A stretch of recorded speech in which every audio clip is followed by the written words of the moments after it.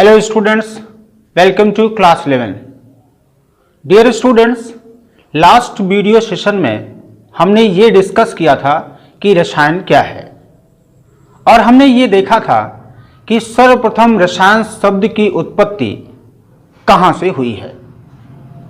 इसके साथ साथ हमने ये भी डिस्कस किया था कि केमिस्ट्री शब्द की मूल धातु शब्द केमी की उत्पत्ति से संबंधित विभिन्न कौन कौन से मत प्रतिपादित किए गए हैं। मुझे उम्मीद है कि उसे आपने ठीक प्रकार से समझा होगा।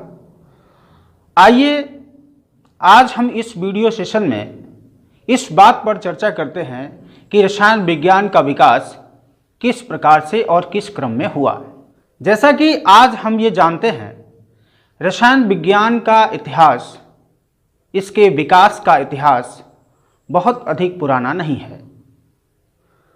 रसायन विज्ञान का विज्ञान के रूप में विकास 1300 सीई से 1600 सीई के मध्य हुआ था। आइए इस तथ्य को लेकर हम आगे की ओर चलते हैं। 1300 सीई से 1600 सीई के मध्य रसायन का विकास एक विज्ञान के रूप में प्रगति पर रहा, सर्वाधिक प्रगति पर रहा, ऐसा हम कह सकते हैं।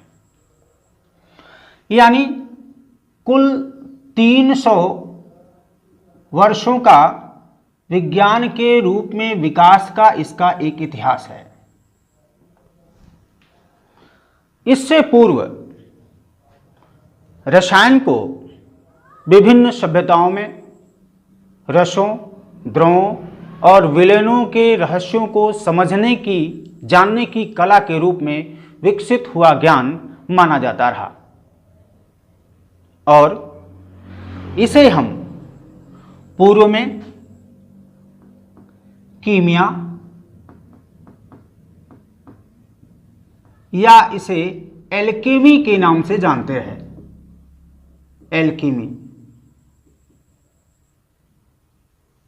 और ये विभिन्न सभ्यताओं में, चाहे वो मिस्र की सभ्यता हो, चाहे वो यूनान की सभ्यता हो, चाहे वो चीन की सभ्यता हो, या फिर उससे पुरानी, सबसे पुरानी जिसे आप कह सकते हैं सुमेरियन सभ्यता हो, इन सभी कालों में रसायन का विकास एक रहस्य को समझने की कला के रूप में हुआ।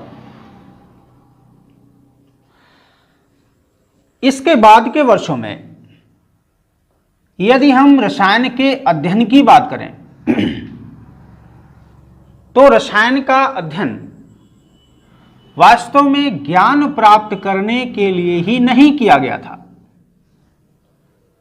अपितु उस दौर के एल्केमिस्ट दो रोचक वस्तुओं के अध्ययन में रुचि ले रहे थे, उनकी खोज में लगे थे।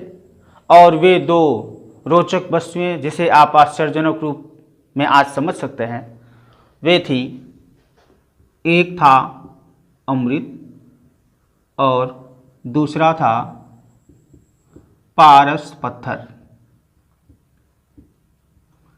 ये आपके लिए जानना अत्यंत रुचिकर होगा, इंटरेस्टिंग होगा कि उस दौर की एल्केमी इतनी उन्नत, इतनी समृद्ध थी कि अल्केमिस्ट्स उस दौर के, उन्होंने प्राकृतिक नियमों को भी चैलेंज कर दिया था। अब सामान्य प्राकृतिक नियम यह है कि जिस व्यक्ति का जन्म हुआ उसकी मृत्यु निश्चित है, और ये जो एल्केमिस्ट उस दौर के रहे, उन्होंने इस प्राकृतिक नियम को चैलेंज कर दिया और अमृत की खोज में जुट गए। जैसा कि हमने पौराणिक कथाओं में पढ़ा, अमृत समुद्र मंथन से निकला हुआ 14वें रत्न के रूप में एक रत्न था, जिसे पीकर देवता अमर हो गए। अब इस अमृत की खोज इन्होंने शुरू कर दी, और ये अमृत क्या है? एक काल्पनिक द्रव है और ऐसा काल्पनिक द्रव जिसे पीने से व्यक्ति सदैव युवा बना रहता है और अमर हो जाता है। इन एल्केमिस्ट्स को अमृत की प्राप्ति तो नहीं हुई, लेकिन इस अमृत की खोज के क्रम में उन्होंने कई प्रकार के द्रवों, रसों,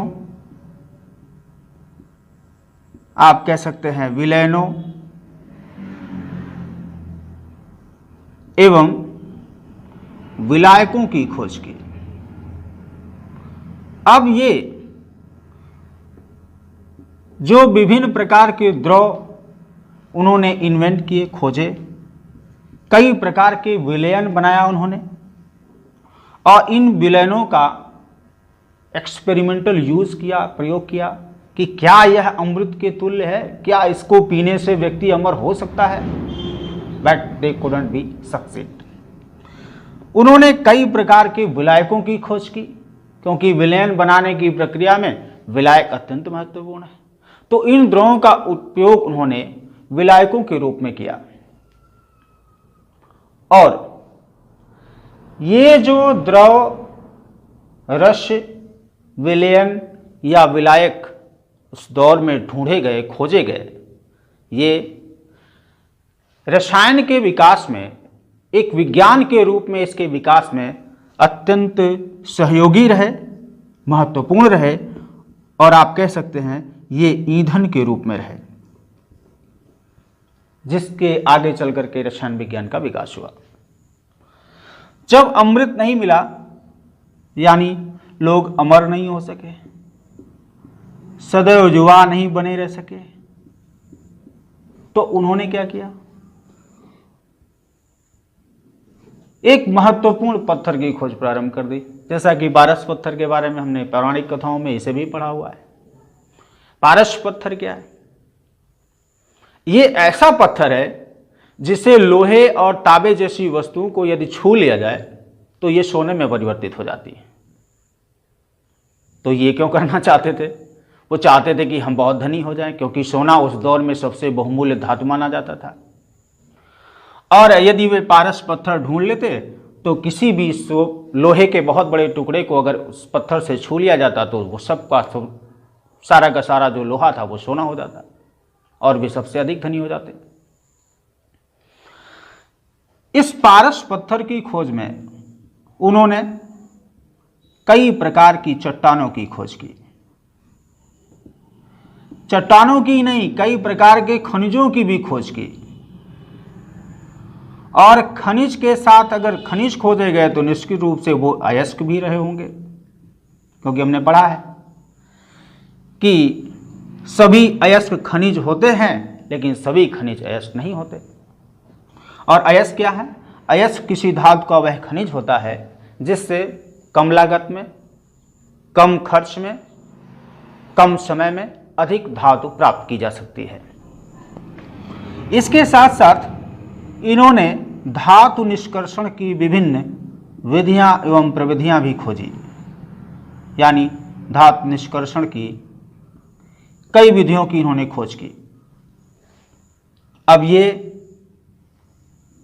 जो इन्होंने ज्ञान इकट्ठा किया, भले ही उन्हें पारस पत्थर न मिला, लेकिन उनके द्वारा ये जो खोज थी और ये अमृत की खोज के क्रम में जो विभिन्न ज्ञान प्राप्त किए गए, रसों, द्रवों, विलयनों और विलायकों के संदर्भ में, पारस पत्थर की खोज के क्रम में जो चट्टानों, खनिजों, अयस्कों और धातु निष्कर्षण की विभिन्न विधियों प्रविधियों की जो खोज हुई, ये सब मिल करके रसायन के एक विज्ञान के रूप में विकास के क्रम में ईंधन की तरह काम किए। अगर हम आधुनिक रसायन की बात करें कि आधुनिक रसायन का विकास कब से प्रारंभ हुआ, तो रसायन विज्ञान का जो आधुनिक स्वरूप है यह 18वीं शताब्दी में, कब? 18वीं शताब्दी में प्रारंभ हुआ। और इसका जो प्रारंभ था यह औषध रसायन के रूप में, किस रूप में? औषध रसायन के रूप में हुआ था। अगर हम इससे आगे चलते हैं और विज्ञान को, इस रसायन विज्ञान के अध्ययन को इस क्रम में समझने का प्रयास करें कि भारत में या भारतीय परिप्रेक्ष्य में रसायन विज्ञान किस क्रम में विकसित हुआ, तो इसके नेक्स्ट पेज पर इसे हम देखेंगे।